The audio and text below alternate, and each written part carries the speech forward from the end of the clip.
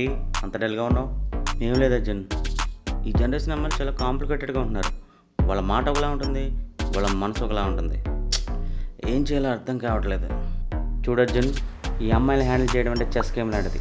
కదిలే ప్రతి పావు లాజిక్తో కాదు, ఫీలింగ్తో కదులుతుంది. నువ్వు లాజిక్తో ఆలోచిస్తే చెక్మేట్ అవుతావు, అదే ఫీలింగ్ అర్థం చేసుకుంటే చక్రవర్తి అవుతావు. ఒక్క విషయం గుర్తుపెట్టుకో, అమ్మాయిల మాట అస్సలు వినొద్దు, వాళ్ళ నిశ్శబ్దాన్ని చదువు.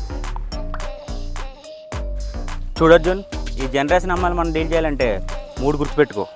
1, అమ్మాయి నవ్వు, అది ఫేస్బుక్ లైక్ లాంటిది, అది నీకే అన్నట్టు ఉంటుంది కానీ ఆల్రెడీ ఇంకో 100 మందికి షేర్ అయిపోయి ఉంటుంది. అమ్మాయి కోపం, అది తుఫాన్ లాంటిది, తాకితే గాలి వేగం నువ్వు తట్టుకోలేవు, అది నువ్వు వదిలేస్తే 2 గంటల్లో సెట్ అయిపోతుంది. ఇంకా 3, అమ్మాయి సైలెన్స్, ఇది యుద్ధంలో జెండా ఎగరేయడం లాంటిది, నీ గేమ్ క్లోజ్ అయిపోయిందని అర్థం. నిజంగా అంత డేంజరస్సా? డేంజరస్ అంటే అది అవేర్నెస్ లేనివాడికి డేంజరస్, అది అర్థం చేసుకున్నవాడికి అందం. నేను ఒక అమ్మాయిని లవ్ చేస్తున్నాను, వాట్సాప్లో మెసేజ్ పెడుతుంటే చూస్తుంది కానీ రిప్లై ఇవ్వట్లా. రిప్లై రాలేదంటే అది రిజెక్షన్ కాదు, ఇట్స్ టెస్టింగ్. నీ పేషెన్స్ అండ్ వాల్యూ తెలుసుకోవడానికి అమ్మాయి సైలెన్స్ వాడుతుంది. ఆ అమ్మాయి సైలెన్స్ ఒక క్వశ్చన్ లేని ఆన్సర్, నీ పేషెన్స్ ఆ క్వశ్చన్కి ఆన్సర్.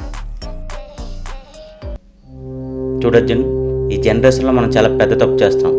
అమ్మాయిని గెలవాలని చూస్తున్నాం కానీ అమ్మాయిని అర్థం చేసుకోవడమే గెలుపు. అమ్మాయి అంటే ఒక పుస్తకం కాదు, రహస్యాల ఎన్సైక్లోపీడియా. ప్రతి పేజ్ చదవాలంటే ఓపిక కావాలి, ప్రతి లైన్ అర్థం చేసుకోవాలంటే హార్ట్ కావాలి, ప్రతి చాప్టర్ పూర్తి చేయాలంటే ధైర్యం కావాలి. కాబట్టి అర్జున్, హార్ట్తో లవ్ చేయి, బ్రెయిన్తో ప్రొడక్ట్ చేయి. లవ్లో హార్ట్ను వాడాలి, లైఫ్లో బ్రెయిన్ వాడాలి. అదే రియల్ మ్యాన్ సీక్రెట్. నువ్వు చెప్పింది కరెక్ట్ క్రిస్.